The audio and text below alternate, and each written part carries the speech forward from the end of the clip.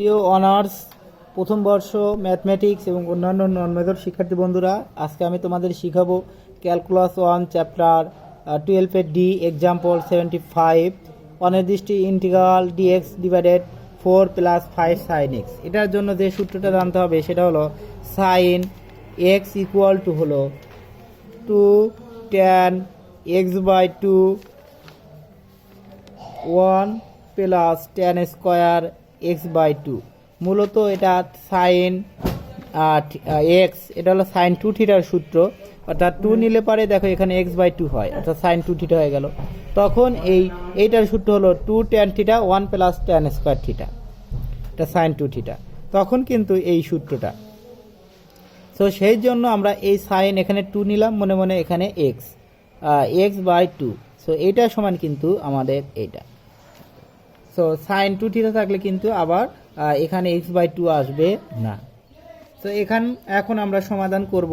এটা কিন্তু বিএসসি পার্সে 2014-তে আসছে, সো খুবই ইম্পর্টেন্ট। এটা সমাধান করার জন্য এখন আমরা কি করব, মানটা বসিয়ে দেই শুধু। ডিএক্স 4 প্লাস 5 সাইন এক্স এর মান বসিয়ে দেব। সাইন এক্স এর মান হলো 2 tan x by 2 1 plus tan square x by 2।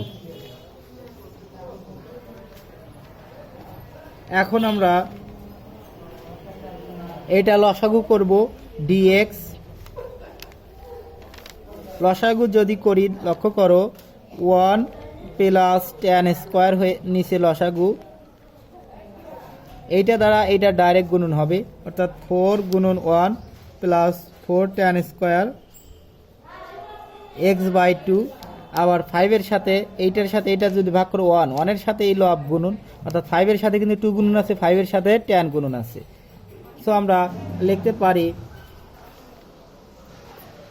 5 গুণন 2 সমান কিন্তু 10, অর্থাৎ 10 tan এক্স বাই 2 ইন্টিগ্রেশন। এখন আমরা যে কাজটা করব, এই 1 প্লাস tan স্কোয়ার এখানে হরের ক্ষেত্রে এটা উপরে গেলে লব হয়ে যায়, যেমন 1 divided by a by b সমান লেখা যায় 1 গুণন বি বাই এ, অর্থাৎ বিটা উপরে চলে গেল কিন্তু। সো আমরা এখন লিখতে পারি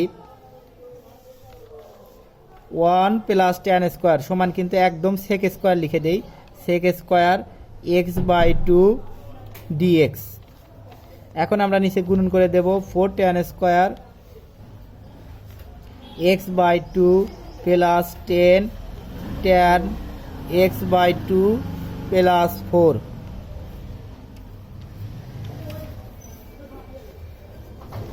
এখন আমরা একটু ধরে নেব যে দেখো সবগুলো আমাদের টার্গেট ছিল tan আর সেক স্কোয়ার আনা, বা tan স্কোয়ার সেক স্কোয়ার আনা, সাইন বা কস আনা। এইরকম আনলেই আমরা ধরতে হবে tan সমান ধরতে হবে এক্স, ধরি tan এক্স বাই 2 সমান আমরা জেড ধরে নেব। তখন ডিজেড করব, এটা ডিজেড উভয় পক্ষে ডি প্রয়োগ করে ট্যানকে ডি প্রয়োগ করলে আমরা জানি সেক স্কোয়ার হয়ে যায়, সেক স্কোয়ার এক্স। মূলত এটা এক্স নয়, এক্স বাই 2, এটাকে আবার ডিএক্স করলে হাফ, আবার এইটা আবার ডিএক্স। সো এই 2 আমাদের দরকার sec square x by 2 dx, so এই হাফ দরকার নেই। সো আমাদের sec square x by 2 dx, এই 2 ওইদিকে গেলে 2 গুণন অবস্থায় হয়ে যাবে। সো আমরা এখন মানগুলো বসিয়ে দেই, 2 ডি জেড,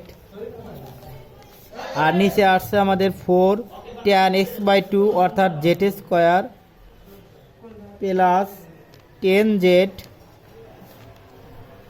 প্লাস 4।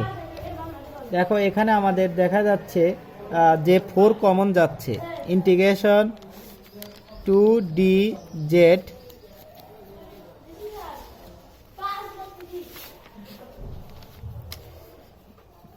জেড আর এখানে আসছে আমাদের 4 কমন গেলে কি থাকে, জেড স্কোয়ার প্লাস 10 বাই 4। যখন কোনো কিছুর ভিতরে কোনো কিছু না থাকবে সেটা গুণন হবে, কমন যাবে সেটা নিচে যে গুণন হবে, অর্থাৎ আমাদের এখানে 10-এর নিচে 4, দেখো এটা দ্বারা আবার গুণন করলে 4 4 কেটে দেওয়া আবার 10-এর যেটি হবে।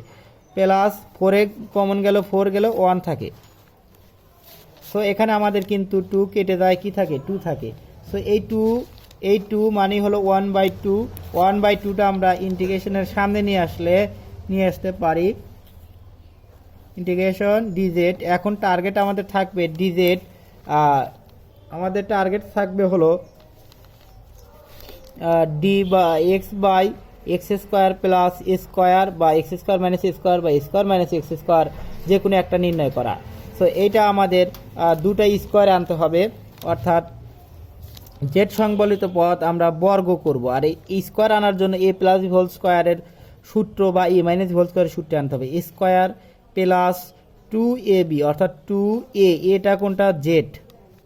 এখন বিটা কত হবে? বিটা হবে হলো এই 10z/4 যাতে হয় এটা। তো 10z/4 হতে গেলে আমাদের দরকার, আর যদি এখানে 10z/2 বা 5/2 কিন্তু আছে, দেখো 5/2, আমরা যদি 5/4 নেই তাহলে 2 আর 2 কেটে গেলে কিন্তু হয় 5/2, অর্থাৎ 5/4 নেব আমরা। একটু লক্ষ্য করে রাখো, 10/4 মানে হলো কিন্তু 5/2, কিন্তু আমাদের আনতে হবে এই 5/2, মনে করতে হবে এটা 5/2। যখন 2 নিয়েছি তাহলে আমরা 5/4 নিলাম, তো কাটলে কি হয় 5/2z, 5/2z হয়ে যায়। সো আমাদের তাহলে আমরা দেখো কি লিখতে পারি, এখানে 5/4 লিখতে পারি। তাহলে এই কয়টা মিলেই কিন্তু হলো 5/2, অর্থাৎ 5/2 মানে কিন্তু 10/4 জেড আছে, প্লাস তাহলে বি স্কোয়ার, বি কোনটা হলো, এটাই কিন্তু বি হলো। সো 5/4 তার উপরে কিন্তু স্কোয়ার। সো আমরা এটুকু, এটা সমান এটা সমান এটা, কিন্তু এইটাই কিন্তু অতিরিক্ত হয়ে গেছে, আবার 1 আছে। সো 1 আছে, আমরা কত বেশি নিয়েছি দেখো, 5-এর উপর স্কোয়ার করলে আমাদের হয় হলো 25, আর 4-এর উপর স্কোয়ার হলো কিন্তু হলো 16। দেখো 16-র চেয়ে 25 বেশি, অর্থাৎ এখানে আছে 1, তো এখানে কিন্তু 1-এর চেয়ে বেশি। তো কত বেশি হয়েছে দেখি আমরা, 16 25 মাইনাস 16 সমান হলো 9/60, অর্থাৎ 9/60 আমাদের বেশি হয়ে গেছে। সো এইটা আমরা কি 9/60 আমরা, অর্থাৎ 9/60 আমরা বিয়োগ করে দিলাম, অর্থাৎ এইটুকু 1-এর চেয়ে আমরা কতটুকু বেশি হয়েছে 9/60। এখন এইটা সমান এটা লেখা যায়। সো এখন আমরা যে কাজটা করব সেটা হলো half integration d z by, এইটা লিখতে পারি জেড প্লাস 5/4 হোল স্কোয়ার, আর এইটা লিখতে পারি আমরা 3/4 স্কোয়ার, অর্থাৎ 3-এর উপর স্কোয়ার করলে 9, 4-এর উপর স্কোয়ার করলে।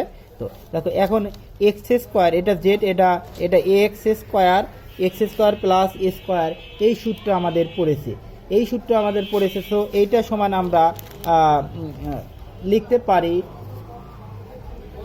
মাইনাস আসছে, এখানে আছে dx by x square minus a square. So dx by x square minus a square আসছে, এটা 18 নম্বর সূত্র, 526 পৃষ্ঠার। এটা সমান হলো 1/2a ln x minus a by x plus a plus c, এই সূত্রটা আসছে। সো এই সূত্রটার জন্য আমাদের সূত্রটা ফেলবো এখন। সো আমরা লিখতে পারি 1/2, এইটুকু সমান আমরা লিখতে পারি 1/2a। সো 1/2 এটা কোনটা, এটা হলো সংখ্যাগুলো যেটা আছে 3/4। 3/4কে আমরা লিখতে পারি যখন 1/2a অর্থাৎ 3/4। এখন 2a লন এক্স, লন কি হবে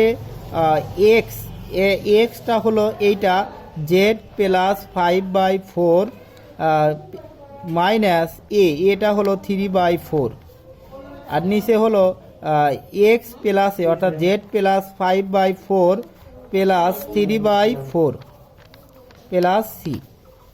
এখন দেখো একটু এখান থেকে লিখে আবার 1/2 হাফ এখানে আমরা ভাগ করতে পারি 3/2, এটাকে আমরা লিখতে পারি এই 2 উপরে যাবে, অর্থাৎ 2 উপরে যাবে আর 3 নিচে আসবে, কেটে দিলাম। এখন লন, এখানে আমরা একটু লসাগু করব। লসাগু যদি করি, এটা লক্ষ্য রাখো আমাদের কি হয়, লসাগুটা হয় হলো 4 আর 4z প্লাস 5 মাইনাস 3, অর্থাৎ প্লাস 5 মাইনাস 3 একদম লিখতে পারি আমরা কিন্তু প্লাস 2। আর এখানেও আমরা লিখতে পারি লসাগু 4, 4z 5 প্লাস 3 সমান লিখতে পারি কিন্তু 8 সমান, এখানে কিন্তু 1/3 লন, এখানে লিখতে পারি আমরা 4z, যখন আমরা 2 দ্বারা কি করব কমন নেই, 2 কমন নিলে কি থাকে 2z প্লাস 1, নিচে হলো আমাদের 4, এইটাকে আমরা গুণন দিলাম, 4 উপরে গেল। আর এটা যদি আমরা 4 কমন নেই, এখানেও 2 কমন নেই, যাতে 2 কেটে দেওয়া যায়, অর্থাৎ 2z প্লাস 2, সেটা এটা কাটা 2 আমাদের ভ্যানিশ। সো কি থাকে আমাদের plus c 1/3 ln 2z plus 1 আর হলো 2z মাইনাস 1 না plus 2 plus c equal to হলো 1/3 লন। এখন আমরা মানটা জেটের মানটা বসিয়ে দেব tan x/2, যে tan x/2 আর সাথে 2 আছে plus 1, 2 tan x/2 plus 2 plus c, এটাই হলো আমাদের অ্যান্সার। ধন্যবাদ সকলকে ফুল ভিডিও দেখার জন্য। পরবর্তী ভিডিও পেতে অবশ্যই আমার চ্যানেলটির লাইক, কমেন্ট এবং শেয়ার করবা এবং সাবস্ক্রাইব করে আমার চ্যানেলের পাশেই থাকো। কমেন্ট করলে ভিডিও তৈরি করার আগ্রহ বহু গুণ বেড়ে যায়, সো অবশ্যই কমেন্ট করবা। ধন্যবাদ।